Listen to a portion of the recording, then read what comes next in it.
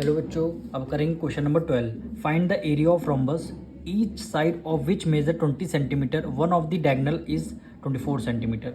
आपको area of rhombus find करना है। रोम्बस की साइड 20 सेंटीमीटर गिवन है, यानी रोम्बस की सारी साइड क्या होती हैं, इक्वल होती हैं, और उनमें से वन डायगोनल आपको गिवन है 24। तो आप क्या करेंगे, एक डायगोनल गिवन है, सेकेंड डायगोनल आपको निकालना पड़ेगा। तो सबसे पहले हम ये डायग्राम बनाएंगे।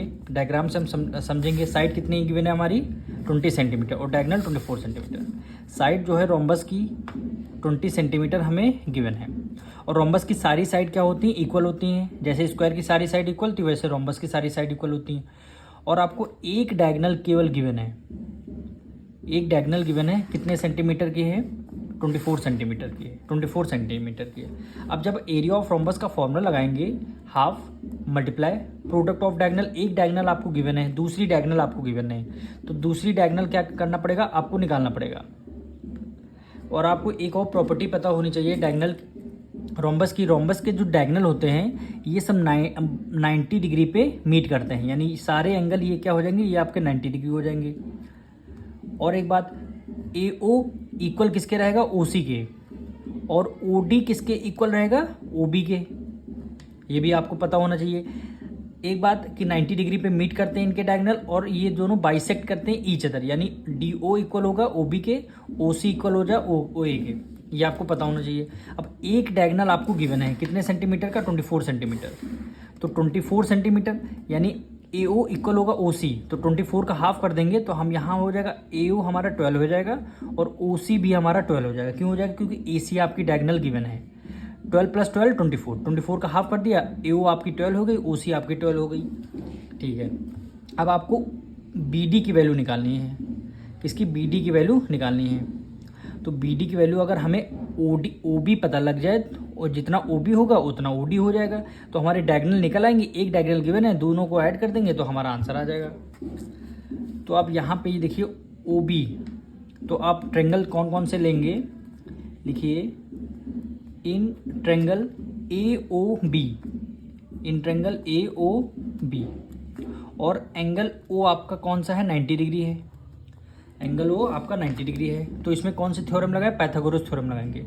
अब ये 90 डिग्री है, 90 डिग्री के सामने वाली साइड क्या होती है, हाइपोटेन्यूज होती है। तो हम लिख देंगे हाइपोटेन्यूज स्क्वायर इक्वल टू होता है base square plus perpendicular square. 90 degree सन हाइपोटेन्यूज 20 है, और एच के ऊपर स्क्वायर लगा है, तो 20 के ऊपर हमने भी स्क्वायर लगा, इक्वल टू बेस। 90 डिग्री के साथ वाली साइड ओ बी हो गई, तो ओ बी हमें गिवन नहीं है, तो हमें ओ बी निकालना है। तो ओ बी स्क्वायर कर दिया प्लस परपेंडिकुलर, ये देखिए परपेंडिकुलर 90 डिग्री के साथ में साइन ओ ए कितनी हो गई, 12 सेंटीमीटर, यानी ये आपकी 12 हो गई। 12 का हमने स्क्वायर कर दिया, यानी ट्रेंगल में से एक हमने बेस ले लिया, एक हमने हाइट ले लिया। 20 का स्क्वायर करेंगे, 20 की मल्टीप्लाई 20 से करेंगे, यानी 2 × 2 = 4, 1 0 फिर 2 0, 20 की मल्टीप्लाई 20 करेंगे, आपका आंसर यही आएगा, equal to O B square plus 12 की मल्टीप्लाई 12 से करेंगे, क्या हो गया, 144।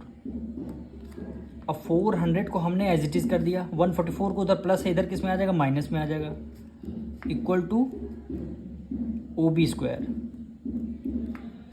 10 में से 4 गया 6 आ जाएगा, 1 कैरी 9 में 9 में से 5 गया, 9 में से 4 गया 5, 1 कैरी ले लिया, 3 में से 1 गया 2 आ जाएगा, 256, यानी ओ बी स्क्वायर 256 आ गया। अब इधर से जब स्क्वायर हटाएंगे, इधर लगा लेंगे अंडर रूट, यानी 256 इक्वल टू ओ बी। इधर से स्क्वायर हटेगा, इधर अंडर रूट लग जाएगा। अब 256 किसका स्क्वायर होता है, 16 का।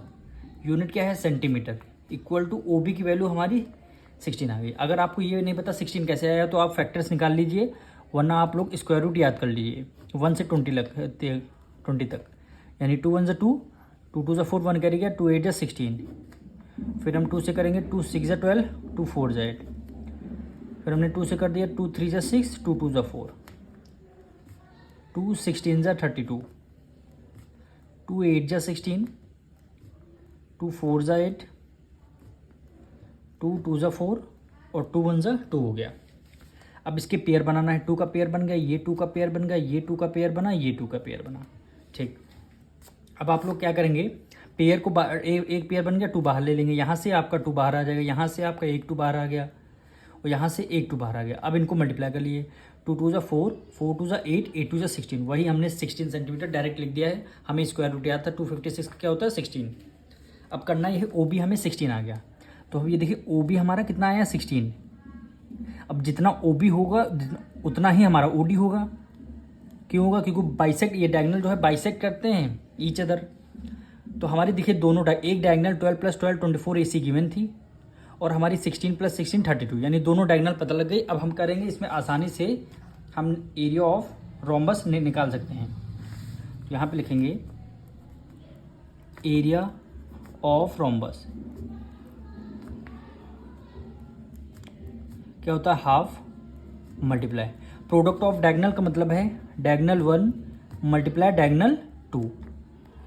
हाफ को हमने एज इट इज कर दिया मल्टीप्लाई डायगोनल 1 क्या गिवन है 12 + 12 24 मल्टीप्लाई डायगोनल 2 16 + 16 32 हो गया। अब 2 1 ज़ा 2, 2 1 ज़ा 2, 2 2 ज़ा 4, 32 की मल्टीप्लाई 12 से करेंगे, 32 की मल्टीप्लाई 12 से करेंगे, 2 2 ज़ा 4 और 3 2 ज़ा 6, 32 1 ज़ा 32, ये 4 हो गया, ये 8 हो गया, ये 3।